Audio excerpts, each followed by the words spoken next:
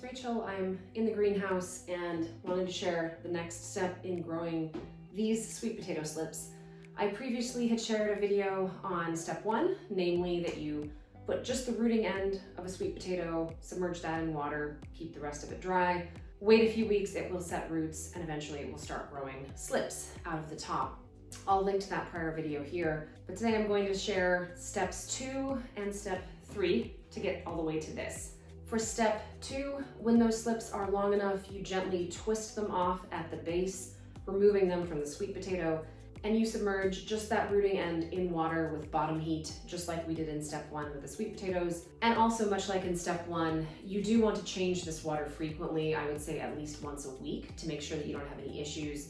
And those slips, after about a week, will start to begin setting little roots. You'll notice I said when they're long enough, and if you're thinking, well, how long is that?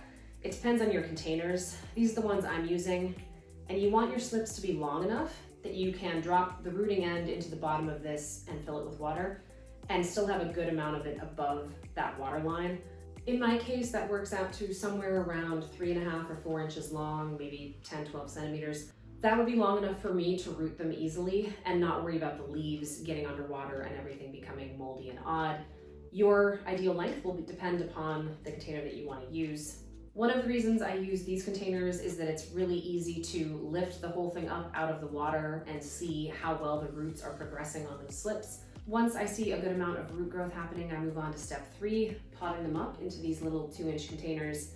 What I like to do here is to fill the container roughly 2/3 of the way full with my potting mix. I place a slip on top, kind of spreading the roots out across the soil evenly, and then I gently scoop more soil on top of the roots and firmly press that down. It is really important to avoid overwatering these, just like with any other transplant, and just like with all of my other transplants, I rely on bottom watering.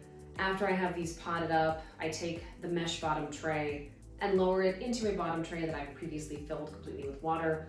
I let that sit for 5 minutes, just until I can feel the top of the soil starting to get slightly damp, and then I lift it out and put it in a dry bottom tray to make sure that these guys get good aeration and the soil is not completely waterlogged. At this point, they no longer need bottom heat. It's really just about getting them daylight or grow lights and keeping them in a warm environment until I'm ready for planting. The only other step that I'll mention is that if your vines start getting pretty long, I had a couple that were getting up to about, I would say, 9 inches or so, you do want to cut those off. I waited a couple of days after the initial transplanting to make sure I wasn't seeing any signs of wilting or distress. The slips looked completely healthy and happy. I went ahead and trimmed off the extra length of vine there, and I put those directly in water. I'm going to see if I can root those and get even another slip from those cuttings of the vines. From this point forward, I'm just going to make sure that these guys get either sunlight here in the greenhouse or some growing lights inside in my hallway, and I will wait until it is past my last frost and it is safe to plant these guys. If you have any questions or if you have any tips or suggestions that you think other people should know when it comes to sweet potato slips, please let me know or post below. Thanks.